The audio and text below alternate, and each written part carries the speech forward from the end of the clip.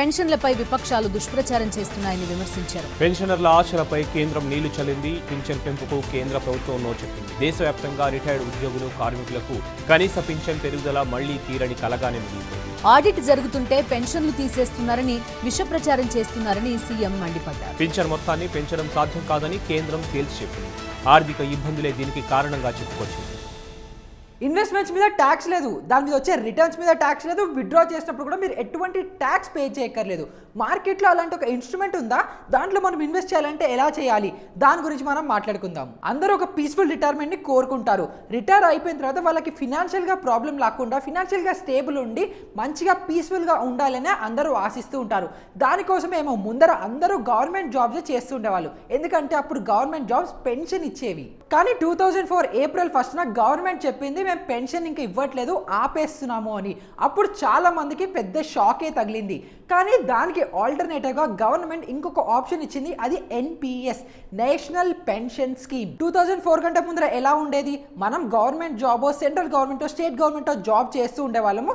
మన జాబ్ ఏదైతే 60 years retirement age ఉంటుందో అది అయిపోయిన తర్వాత మనం బ్రతికున్నంత వరకు కూడా మనకి గవర్నమెంట్ పెన్షన్ అనేది ఎవ్రీ మంత్ శాలరీ లాగా పే చేస్తూ ఉండేది. కానీ 2004 తర్వాత గవర్నమెంట్ అంది ఇంకా మీ పెన్షన్, మీ రిటైర్మెంట్ తర్వాత మీకు వచ్చే ఇన్కమ్ గురించి మాకు సంబంధం లేదు, మీరే ఇన్వెస్ట్ చేసుకోండి, మీరే దాన్ని సేవ్ చేసుకోండి, మీరే దాని నుంచి రిటర్న్స్ తీసుకోండి, కావాలంటే దానికి ఒక ప్రొవిజన్ ఇస్తాం, అది ఎన్పిఎస్ అని చెప్పారు. చాలా మందికి అసలు ఎన్పిఎస్ అంటే ఏంటో తెలీదు, అది ఎలా వర్క్ అవుతుందో కూడా తెలీదు. సో దానికోసమే ఈ వీడియోలో అసలు మనం ఎన్పిఎస్ అంటే ఏంటి, అది ఎలా వర్క్ అవుతుంది, అది ఎవరి కోసం స్టార్ట్ చేశారు, అందరూ ఉపయోగించుకోవచ్చా, లేకపోతే అది పిఎఫ్ లాంటిదా, పిఎఫ్ కంటే బెటరా, దీంట్లో ఇన్వెస్ట్ చేస్తే మనకి ఏదైనా ట్యాక్స్ సేవింగ్స్ ఉంటాయా, ఇలాంటి కంప్లీట్ ఎన్పిఎస్ ఇన్ఫర్మేషన్తో ఈ వీడియో స్టార్ట్ చేద్దాము. నా పేరు నిహాల్, మీరు చూస్తున్నది మార్కెట్ ఫీడ్. ఇంకా మొదలు పెడదామా?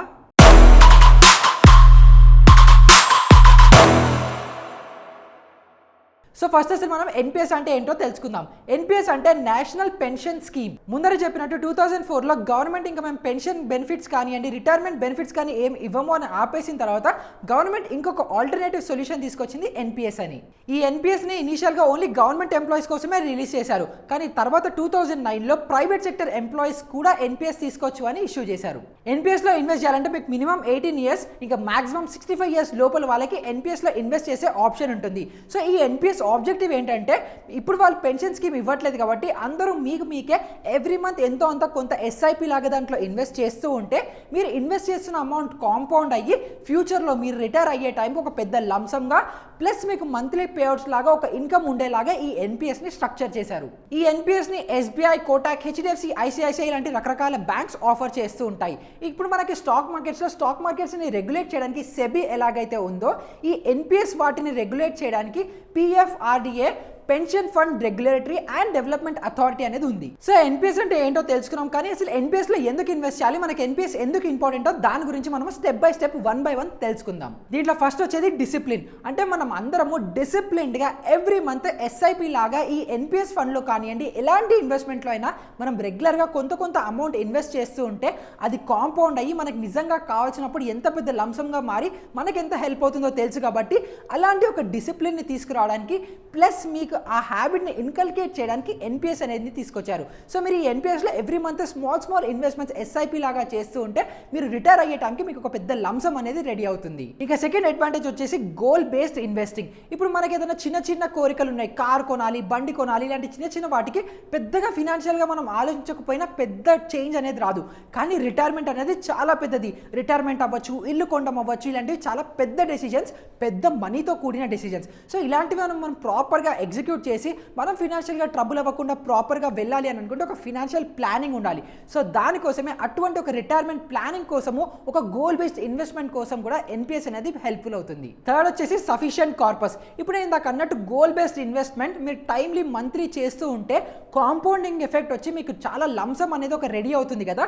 సో అప్పుడు మీరు ఎవరి మీద డిపెండెంట్ అవ్వకుండా మీకంటూ మీకే ఒక ఇన్కమ్ సోర్స్ ప్లస్ లంసం రెండు రెడీగా ఉంటాయి. ఇంకా ఫోర్త్ వచ్చేసి టాక్సేషన్. ఇది ఇది చాలా ఇంపార్టెంట్. ఎన్పిఎస్లో కనుక మీరు ఇన్వెస్ట్ చేస్తుంటే అప్ టు 1.5 lakhs మీరు ట్యాక్స్ డిడక్షన్ తీసుకోవచ్చు. ఇది మీరు సాలరీడ్ ఆఫీషియల్ అయితే. అదే బిజినెస్ వాళ్ళకైతే 2 lakhs వరకు కూడా డిడక్షన్ ఉంది. కానీ సపోజ్ మీ ఇన్కమ్ 10 lakhs ఉంటే మీరు 1.5 lakhs ట్యాక్స్ డిడక్షన్ తీసుకోగలరా అంటే లేదు. ఎందుకనంటే మీ బేసిక్ పే ఏదైతే ఉంటుందో దాంట్లో 10% మాత్రమే ఎన్పిఎస్లో మీరు ఇన్వెస్ట్ చేయొచ్చు. సో అది గుర్తుపెట్టుకోండి. ఇంకా ఫిఫ్త్ వచ్చేసి గుడ్ రిటర్న్స్. స్టాక్ మార్కెట్లో డైరెక్ట్గా రిస్క్ తీసుకొని ఇన్వెస్ట్మెంట్ చేయాలనుకోని వాళ్ళకి మ్యూచువల్ ఫండ్స్లో కూడా చాలా ఉంటాయి. కన్ఫ్యూజ్ అయ్యి ఏ మ్యూచువల్ ఫండ్ సెలెక్ట్ చేసుకోవాలో తెలియని వాళ్ళందరికీ కూడా ఎన్పిఎస్ ఒక బెటర్ ఇన్వెస్ట్మెంట్ ఆప్షన్గా ఉంటుంది. ఎందుకంటే లాస్ట్ 10 to 15 years నుంచి కనుక మీరు ఎన్పిఎస్ రిటర్న్స్ కనుక చూస్తే యావరేజ్గా 8 to 10% సిఏజిఆర్ అనేది ఇచ్చింది. సిఏజిఆర్ అంటే కాంపౌండింగ్ యాన్యువల్ గ్రోత్ రేట్. అంటే మీరు ఇన్వెస్ట్ చేసిన అమౌంట్ ఇయర్ ఆన్ ఇయర్ ఎంత పర్సెంటేజ్తో పెరుగుతోంది అని మీకు సిఏజిఆర్ చెప్తుంది. సో మీరు యాక్చువల్గా ఎఫ్డీస్ కానివ్వండి, పిఎఫ్స్లో కానివ్వండి, ఇవన్నిటితో కంపేర్ చేసుకుంటే ఎన్పిఎస్ బెటర్ రిటర్న్స్, స్టేబుల్ ఇంకా సేఫ్గా మీకు రిటర్న్స్ అనేవి ఇస్తాయి. సో ఇప్పుడు ఎన్పిఎస్లో ఇన్వెస్ట్ చేయడం వల్ల ఇన్ని అడ్వాంటేజెస్ ఉన్నాయని తెలుసుకున్నాం కాబట్టి అసలు ఎన్పిఎస్ అకౌంట్ ఎలా ఓపెన్ చేయాలో తెలుసుకుందాం. గవర్నమెంట్ ఎంప్లాయీస్కి అయితే ఎన్పిఎస్ అకౌంట్ అనేది మ్యాండేటరీ. సో మీరు కంపెనీలో జాయిన్ అయినప్పుడే మీకు అఫీషియల్గా మ్యాండేటరీగా కంపెనీ త్రూవే ఎన్పిఎస్ అకౌంట్ అనేది ఓపెన్ అయిపోతుంది.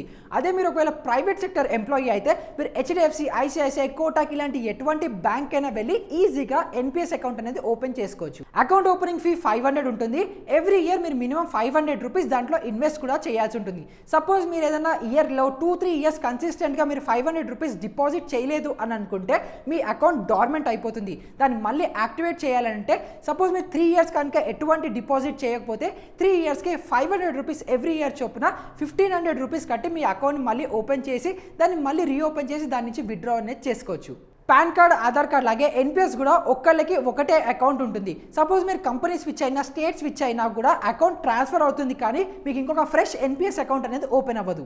అకౌంట్ ఓపెన్ అయిపోయింది. ఇప్పుడు మనం ఇన్వెస్ట్మెంట్ ఎప్పటి నుంచి స్టార్ట్ చేయాలి దాని గురించి తెలుసుకుందాం. సో మనం అసలు ఏ ఏజ్లో ఇన్వెస్ట్మెంట్ అనేది స్టార్ట్ చేయాలి, ఎప్పుడు స్టార్ట్ చేస్తే మనకు కాంపౌండింగ్ బెనిఫిట్ ఎంత ఎక్కువ ఉంటుంది, 5 years 10 years లేటర్ ఇన్వెస్ట్ చేస్తే మనకు బెటర్ ఉంటుందా, అది మనము ఒక క్యాలిక్యులేటర్ యూజ్ చేసి తెలుసుకుందాం. అది ఎన్పిఎస్ క్యాలిక్యులేటర్. ఈ క్యాలిక్యులేటర్ మీరు గూగుల్లో ఈజీగా ఎన్పిఎస్ క్యాలిక్యులేటర్ అని సెర్చ్ చేయగానే మీకు ఈ ఎన్పిఎస్ ట్రస్ట్ వాళ్ళది అఫీషియల్ ఎన్పిఎస్ క్యాలిక్యులేటర్ అనేది వస్తుంది. ఇందులో మీరు ఫస్ట్ ఇక్కడ మీ డేట్ ఆఫ్ బర్త్ వేయాలి. ఇక్కడ నేను 28th February 2000 అని వేసాను. ఒక కంప్లీట్లీ ర్యాండమ్ డేట్ ఇది నా డేట్ ఆఫ్ బర్త్ కాదు. సో ఈ 2000 ఎందుకంటే మనకి ఈజీగా యావరేజ్గా ఏజ్ ఈజీగా క్యాలిక్యులేట్ చేయొచ్చని నేను 2000 వేసాను. ఇక్కడ నెక్స్ట్ మనము I would like to contribute 10,000 rupees అని వేస్తున్నాను. అంటే నేను ఎవ్రీ మంత్ ఎన్పిఎస్లో 10,000 రూపీస్ ఇన్వెస్ట్ చేస్తాను అని. ఇంకా ఇక్కడ I would like to contribute till the age of 60 years. అంటే నేను 60 years వరకు ఎవ్రీ మంత్ 10,000 ఇన్వెస్ట్ చేస్తాను అని. ఇది మనం పెంచుకోవచ్చు, కానీ ఐడియల్గా మనం 60 years వరకు బెంచ్ మార్క్గా తీసుకుంటాం, రిటైర్మెంట్ ఏజ్ కాబట్టి 60 నేను పెట్టుకున్నాను. My total year of contribution అంటే 30 years. అంటే నేను ఎవ్రీ మంత్ 10,000 నెక్స్ట్ 38 years వరకు ఇన్వెస్ట్ చేస్తాను అని అర్థం. తర్వాత మై ఎక్స్పెక్టేషన్ ఆఫ్ రిటర్న్స్ ఇది 10%. ఇప్పుడు నార్మల్గా 12%, 15% అంత మనం గ్రీడీగా ఉండొద్దు. 10% ఈజ్ అ డీసెంట్ రిటర్న్స్ అని నేను అనుకున్నాను. సో 10% అనేది నేను ఇక్కడ పెట్టాను. తర్వాత I would like to purchase annuity for. So ఈ యాన్యుటీ అంటే ఏంటంటే మనం ఏదైతే లంసమ్ ఇన్వెస్ట్మెంట్ చేసేస్తామో ఆ ఇన్వెస్ట్మెంట్లో మనకి లంసమ్ ఎంత రావాలి, ఎవ్రీ మంత్ మనకి ఇన్కమ్గా ఎంత అమౌంట్ మీద ఇంట్రెస్ట్తో రావాలి అని యాన్యుటీ చెప్తుంది. సో ఇక్కడ మనము వీడియో కోసం 50% పెడుతున్నాను. సో మనం ఇన్వెస్ట్ చేసిన అమౌంట్ ఎంతైతే లంసమ్ అవుతుందో దాంట్లో 50% మనకి లంసమ్గా వస్తుంది. ఇంకో 50%లోంచి మనకి మంత్లీ పే అవుట్ అనేది వస్తుంది. సో నేను దానికోసం ఇక్కడ 50% అనేది పెట్టుకుంటాను. So I'm expecting annuity rate of 6%. ఇది ఏంటంటే మనకి ఇందాక లంసంలో ఏదైతే 50% మనకి లంసమ్ వచ్చేసిందో రెస్ట్ 50% ఇంకా వాళ్ళ దగ్గరే ఉంటుంది కాబట్టి దాని మీద ఇంట్రెస్ట్ రేట్ ఒక 6% వస్తుంది అని ఎక్స్పెక్ట్ చేద్దాం. ఇది వెబ్సైట్లో 6% ఉంది, నేను దాన్ని అలానే ఉంచేస్తున్నాను. సో మీరు కనుక చూస్తే మీరు యాక్చువల్గా 38 yearsకి మీరు ఎవ్రీ మంత్ 10,000 ఇన్వెస్ట్ చేస్తుంటే 45,60,000 మీరు ఇన్వెస్ట్ చేస్తారు. అది ఆఫ్టర్ 38 years. అంటే మీకు 60 years వచ్చినప్పటికీ అది 5,20,00,000 రూపీస్ అవుతుంది. సో మీరు యాక్చువల్గా చూసుకుంటే మీరు 2,60,00,000 అనేది లంసమ్గా తీసేసుకుంటారు. ఇంకో 2,60,00,000 యాన్యుటీగా ఉంటుంది. అంటే మీరు ఆల్మోస్ట్ 1,30,000 రూపీస్ ఎవ్రీ మంత్ మీకు పెన్షన్గా వస్తుంది మీ 60 years తర్వాత మీ లైఫ్ టైం వరకు. సో ఇప్పుడు దీన్ని మనం ఒక 10 years డిలే చేసి 10 years తర్వాత నా ఇన్కమ్ కూడా పెరుగుతుంది కాబట్టి నా ఇన్వెస్ట్మెంట్ అమౌంట్ ఏదైతే మంత్లీ ఎస్ఐపి అమౌంట్ ఉంటుందో దాన్ని కూడా పెంచితే మనకి ఎంత బెనిఫిట్ ఉంటుందో ఫస్ట్ దాన్ని తెలుసుకుందాం. సో ఇక్కడ 2000 ఉంది కాబట్టి నేను ఐడియల్గా 10 years తక్కువ వేసేస్తున్నాను. సో 1990 అంటే ఇప్పుడు నా ఏజ్ 1990 ఉంటే నేను ఇప్పటి నుంచే ఇన్వెస్ట్ చేయడం స్టార్ట్ చేస్తుంటే ఎన్ని ఇయర్స్ వస్తుందో చూద్దాం. సో ఇక్కడ మనకి 38 years ఉంది కదా, సో ఇప్పుడు అది 28 yearsకి వచ్చేసింది. సో 28 yearsకి మనం ఎవ్రీ మంత్ 20,000 కనుక ఇన్వెస్ట్ చేస్తున్నామని అనుకుంటే నెక్స్ట్ 60 years మనకి 60 years వచ్చేంత వరకు 28 years కోసం ఇన్వెస్ట్ చేస్తున్నాము. సేమ్ అదే 10%, యాన్యుటీ అదే 50%, rate of interest annuity interest కూడా 6%. సో ఇక్కడ మీ ఇన్వెస్ట్మెంట్ అమౌంట్ వచ్చేసి 67 lakhs అయిపోయింది. అంటే మనం ఇంతకుముందే ఇన్వెస్ట్ చేసేదానికంటే ఇన్వెస్ట్మెంట్ అమౌంట్ పెరిగింది. ఇంకా మీ రిటర్న్స్ చూడండి 3,69 lakhs మాత్రమే ఉంది. సో ఇందాక మనకి ఆల్మోస్ట్ 5 crores పైన వచ్చింది, ఇప్పుడు మీరు ఇక్కడ చూసుకుంటే 3,69 lakhs మాత్రమే ఉంది. సో మీరు 10 years కనుక డిలే చేసి మీ ఇన్వెస్ట్మెంట్ అమౌంట్ డబల్ చేసినప్పటికీ కూడా మీ యాక్చువల్గా రిటర్న్స్ మీదైతే కార్పస్ ఉంటుందో అది తగ్గిపోయింది. ఇంకా మీ మంత్లీ పెన్షన్ చూసుకుంటే 92,000 మాత్రమే ఉంది. ఇందాక మీకు 1 lakh ప్లస్ ఉంది, కానీ ఇప్పుడు మీ 92,000 ఉంది. ఈ డిఫరెన్స్ ఎందుకు వచ్చింది అంటే కాంపౌండింగ్ వల్ల. మీరు ఎంత ముందర చేసుకుంటే మీ డబ్బులు అంత కాంపౌండ్ అయ్యి, కాంపౌండింగ్ అనేది చాలా పవర్ఫుల్. అసలు కాంపౌండింగ్ అంటే ఏంటి, అది ఎందుకు అంత పవర్ఫుల్ అని నేను ఆల్రెడీ ఒక వీడియో చేశాను, దాన్ని ఇక్కడ నేను ఐకార్డ్లో ఇస్తాను, కింద డిస్క్రిప్షన్లో ఇస్తాను, దాన్ని డెఫినెట్గా చెక్అవుట్ చేయండి. సో ఇప్పుడు ఈ క్యాలిక్యులేటర్ యూజ్ చేసి మన అందరికీ అర్థమైంది కాబట్టి మనం ఎంత యంగ్గా ఉండి మనం ఎంత తొందరగా ఇన్వెస్ట్మెంట్స్ అనేది స్టార్ట్ చేస్తే మనకి అంత బెనిఫిషియల్. అండ్ ఇంకొకటి గుర్తుపెట్టుకోండి, మీరు ఎన్పిఎస్లో ఏదైతే అమౌంట్ ఇన్వెస్ట్ చేస్తారో దాన్ని మీరు 100% ఎప్పుడు విత్డ్రా చేసుకోలేరు. మ్యాక్సిమం 60% మీరు లంసమ్గా విత్డ్రా చేసుకోవాలి, 40% ఫిక్స్డ్గా యాన్యుటీ ఎప్పటికీ తీసుకోవాల్సిందే. సో ఇప్పుడు అసలు మనకి ఎన్పిఎస్ని ఎప్పుడు ఇన్వెస్ట్ చేయాలి, ఎలా ఇన్వెస్ట్ చేయాలి, ఎప్పుడు ఇన్వెస్ట్ చేస్తే ఎంత బెటర్ ఉంటుంది అని మనకు తెలిసిపోయింది. కాబట్టి ఇప్పుడు మనం ఇన్వెస్ట్ చేసే డబ్బులు అసలు ఎవరు హ్యాండిల్ చేస్తారు? మ్యూచువల్ ఫండ్స్లో అయితే మనకు ఒక ఫండ్ మేనేజర్ ఉంటారు కదా, అలాగే ఎన్పిఎస్లో మనం పెట్టే డబ్బుల్ని ఎవరు మేనేజ్ చేస్తారో దాని గురించి తెలుసుకుందాం. మనం ఏదైతే డబ్బుల్ని ఇన్వెస్ట్ చేస్తామో వాటిని ఒక పెన్షన్ ఫండ్ మేనేజర్ వాటిని మేనేజ్ చేస్తూ ఉంటారు. గవర్నమెంట్ ఎంప్లాయీ ఫండ్స్ అయితే ఎస్బీఐ, యూటీఐ ఇంకా ఎల్ఐసి లాంటి గవర్నమెంట్ ఆర్గనైజేషన్స్ రన్ చేస్తాయి. అదే ప్రైవేట్ సెక్టర్ ఎంప్లాయీస్ ఎన్పిఎస్ని ఎప్పుడైతే చూస్ చేసుకుంటారో ఈ 3 ఆప్షన్స్తో పాటు ఐసిఐసిఐ, హెచ్డిఎఫ్సి, కోటాక్, రిలయన్స్ లాంటి ప్రైవేట్ సెక్టర్ ప్లేయర్స్ కూడా ఉంటారు. సో ఈ ఉన్న అన్ని ఆప్షన్స్లో మనకి నచ్చిన కంపెనీలో మనము ఇన్వెస్ట్ అనేది చేయొచ్చు. ఒకవేళ మనం నచ్చకపోతే ఇయర్లీ వన్స్ మనము ఇంకొక కంపెనీకి షిఫ్ట్ కూడా చేసుకోవచ్చు.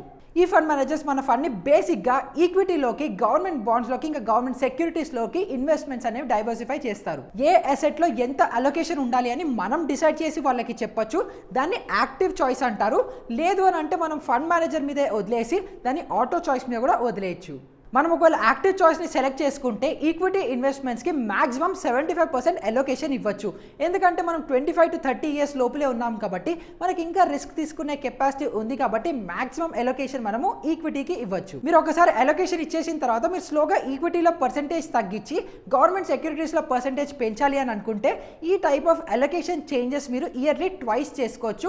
ఒకవేళ మీరు అసలు ఆ ఫండ్ మేనేజర్తోనే సాటిస్ఫైడ్ కాకపోతే ఇంకొక ఫండ్ మేనేజర్కి షిఫ్ట్ అవ్వచ్చు అని ఇందాకే చెప్పాము. కానీ అసలు ఈ అలొకేషన్ ఏంటి, దేంట్లో ఎంత పెట్టాలో నాకేం తెలుసు, నాకు ఈ గోల్ అంతా తెలీదు, అంత తెలిసి ఉంటే నేను డైరెక్ట్గా ఈక్విటీలోనే ఇన్వెస్ట్ చేస్తాను లేదంటే మ్యూచువల్ ఫండ్స్లో ఇన్వెస్ట్ చేస్తానని వీళ్ళందరూ అనుకుంటారు కదా.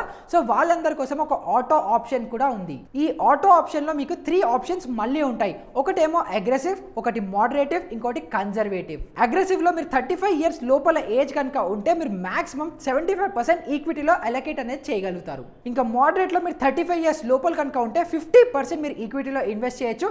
ఇంకా మోస్ట్ సేఫ్ కన్జర్వేటివ్ ఆప్షన్లో 35 years లోపల ఉంటే 25% మీరు ఈక్విటీలో ఇన్వెస్ట్మెంట్ అనేది చేయొచ్చు. సో మీ ఏజ్, రిస్క్ అపిటైట్ని బట్టి అగ్రెసివ్ కావాలా, మోడరేట్ కావాలా, కన్జర్వేటివ్ కావాలా మీరు సెలెక్ట్ చేసుకోవచ్చు.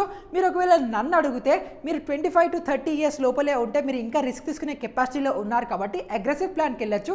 మీరు స్లోగా ఏజ్ పెరుగుతున్న కొద్దీ స్లోగా అగ్రెసివ్ నుంచి మోడరేట్ నుంచి కన్జర్వేటివ్కి స్లోగా షిఫ్ట్ కూడా అవ్వచ్చు. ఈ ఎన్పిఎస్లో ఇంకొక ఆప్షన్ కూడా ఉంది. నేను 60 years వరకు ఇన్వెస్ట్ చేస్తాను కానీ నా విత్డ్రావల్ 70 years నుంచి రావాలి 10 years తర్వాత నుంచి అనుకుంటే అలాంటి ఒక ఆప్షన్ కూడా మీరు సెలెక్ట్ అనేది చేసుకోవచ్చు. ఇప్పుడు అందరికీ ఇంకొక డౌట్ వచ్చి ఉండాలి, ఇది మ్యూచువల్ ఫండ్ ఇంకా స్టాక్స్ లాగా మనకి ఎప్పుడు కాస్తే అప్పుడు డబ్బులు మనం విత్డ్రా చేసేసుకోవచ్చా మనం ఏదైతే ఇన్వెస్ట్ చేసామో, లేదంటే ఏదైనా లాక్ ఇన్ పీరియడా ఉందా అని అంటే ఎస్, దానికి ఒక పార్షియల్ లాక్ ఇన్ పీరియడ్ ఉంది. దాని గురించి మనం డిస్కస్ చేసుకుందాం. మీరు ఎన్పిఎస్ నుంచి డబ్బులు విత్డ్రా చేసుకోవాలంటే కొన్ని కండిషన్స్ ఉన్నాయి.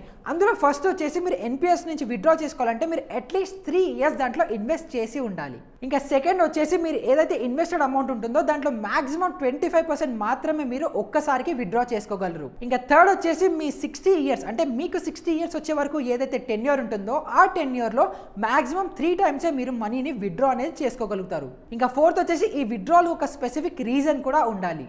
ఆ రీజన్స్ వచ్చేసి పిల్లల పెళ్ళి, లేకపోతే ఎడ్యుకేషన్, లేదంటే హోమ్ లోన్, లేకపోతే ఇల్లు కడదాం అనుకుంటున్నాను దానికోసము, లేదంటే ఏదైనా మెడికల్ ఎక్స్పెన్స్, ఇలాంటి వ్యాలిడ్ రీజన్స్ అవుతేనే మీరు ఎన్పిఎస్ని విత్డ్రా చేసుకోగలరు. ఇంకా వీడియో స్టార్టింగ్లో చెప్పినట్టే ఇది ఎగ్జెప్ట్ కేటగిరీలోకి వస్తుంది. అంటే మీరు దీంట్లో ఇన్వెస్ట్ చేసిన అమౌంట్కి ట్యాక్స్ ఎగ్జంప్షన్ ఉంది. దాని అప్రిసియేషన్ అయిన తర్వాత మీరు విత్డ్రా చేసుకునేటప్పుడు కూడా మీకు ఎటువంటి ట్యాక్స్ అనేది ఉండదు. సో ఈ వీడియోలో అసలు మనం ఎన్పిఎస్ అంటే ఏంటి, అది గవర్నమెంట్ ఎంప్లాయీస్ కోసమైనా ప్రైవేట్ ఎంప్లాయీస్ కోసమైనా, మనం ఏ ఏజ్లో స్టార్ట్ చేయాలి, ఏ ఏజ్లో స్టార్ట్ చేస్తే ఎంత బెటర్, కాంపౌండింగ్ ఎఫెక్ట్ ఎంత బెటర్గా ఉంటుంది, ఇవన్నిటి గురించి మనం మాట్లాడుకున్నాము. మీకు ఎన్పిఎస్ గురించి ఎటువంటి డౌట్స్ ఉన్నా మమ్మల్ని కింద కమెంట్స్లో అడగండి. ఇంకా మీకు ఎన్పిఎస్ అకౌంట్ ఉంటే అది ఏ కంపెనీలో మీకు ఎన్పిఎస్ అకౌంట్ ఉంది, దాన్ని మీరు ఎన్నిసార్లు చేంజ్ చేస్తున్నారు, లేదంటే ఆటో ఆప్షన్లో అలా డబ్బులు వేస్తూ అదే గ్రో అయిపోతుందా, లేకపోతే మీకు అసలు యాక్చువల్గా మీ ఏజ్ ఎంత, ఎన్ని ఇయర్స్ నుంచి ఇన్వెస్ట్ చేస్తున్నారు, అది కూడా మాకు కింద కమెంట్స్లో చెప్పండి. ఇంకొకటి ఇలాంటిది ఇన్ఫర్మేటివ్ వీడియోతో మళ్ళీ మీ ముందరకు వస్తాను. అప్పటి వరకు గుడ్ బై.